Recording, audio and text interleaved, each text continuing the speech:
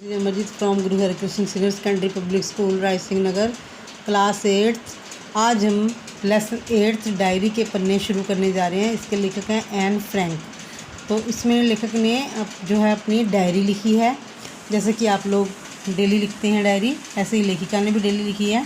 Anne Frank का जन्म 12 जून 1929 को जर्मनी के फ्रैंकफर्ट शहर में और मृत्यु नाजियों के यातना गृह में 1900 यातना गृह मतलब जहाँ पर कष्ट दिए जाते हैं 1945 के फरवरी या मार्च में हुई।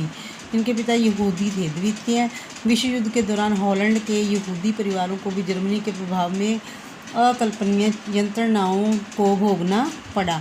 हिटलर और उसके नाजी समर्थकों के वैसे यहूदी समुदाय के लोग गुप्त तहखानों में लंबे समय तक छिपकर रहते थे। उन्हें गैस चैम्बर, फायरिंग, भूख, गरीबी, शारीरिक एवं मानसिक यंत्रणा, पशुओं जैसे जीवन आदि अमानवीय स्थितियों से गुजरना पड़ा। ऐसे ही भुक्तभोगी लोगों में, भुक्तभोगी मतलब जिन्होंने कष्ट सहे हैं, एक 13 वर्षीय लड़की थी एन फ्रैंक। उसने अज्ञातवास मतलब किसी गुप्त जगह पर जाकर के समय में बिताए 2 वर्ष से भी अधिक समय के लोमहर्षक होता है रोंगटे खड़े कर देने वाला अनुभवों को एक डायरी के रूप में लिपिबद्ध किया है, मतलब लिखा है। उसकी यह डायरी 2 जून 1942 से शुरू होकर 1 अगस्त 1944 तक लिखी गई। 1945 में नाजी यातना शिविर में ही उसकी मृत्यु हो गई। यह मूलतः डच भाषा में लिखी गई थी, ये वहाँ की भाषा है, और 1947 में प्रकाशित भी हुई। अंग्रेजी में the diary of a young girl नामक जो शीर्षक से ये डायरी प्रकाशित हुई थी। एन फ्रैंक की डायरी दुनिया की सबसे ज़्यादा पढ़ी गई किताबों में से एक है। इस पर एक फिल्म, नाटक, धारावाहिक आदि भी बन चुके हैं। प्रस्तुत पाठ में उसी डायरी के कुछ लोमहर्षक अंश प्रस्तुत हैं। तो डायरी लिखी है लेखिका ने बुधवार 8 जुलाई 1942 को। प्यारी किट्टी, ऐसा लग रहा है मानो रविवार के बाद से बरसों बीत गए हों। इतना कुछ हो गया है जैसे पूरी दुनिया ही उलट पलट गई है। लेकिन जैसा कि तुम देख सकती हो किट्टी, मैं ज़िंदा हूँ। लेकिन यह मत पूछो कि कहाँ और कैसे। मैं तुम्हें शुरू से बताती हूँ कि रविवार को क्या हुआ था। 3 बजे थे, तभी दरवाजे की घंटी बजी। चूँकि मैं बालकनी में धूप में अलसाई सी बैठी पड़ रही थी, इसलिए मुझे घंटी की आवाज़ सुनाई नहीं दी। रसोई के दरवाजे पर मार्गोट नज़र आई। वह बहुत गुस्से में थी।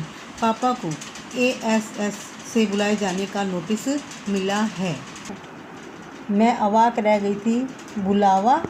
हर कोई जानता था कि बुलावे का क्या मतलब होता है। यातना शिविरों के नज़ारे, यानी कि उसको यातना शिविर याद आ गया, और वहाँ की कोठरियों के दृश्य मेरी आंखों के आगे तैर गए। अज्ञातवास? हम कहाँ जाकर छुपेंगे? किसी घर में, किसी परछत्ती पर? कब, कहाँ, कैसे? ये सवाल मेरे दिमाग में कुल बुला रहे थे। मार्गोट और मैंने अपनी बहुत ज़रूरी चीज़ें एक थैले में भरनी शुरू की। अपनी डायरी, रुमाल, स्कूली किताबें, एक कंघी और कुछ पुरानी चिट्ठियाँ। हम किसी तरह वहाँ से निकल जाना चाहते थे और कहीं सुरक्षित स्थान पर पहुँच जाना चाहते थे, और कोई बात मायने नहीं रखती थी। बाकी कल, तुम्हारी एन। अब उसने 9 जुलाई को फिर से डायरी लिखी। 9 जुलाई 1942। आखिर हम चल पड़े।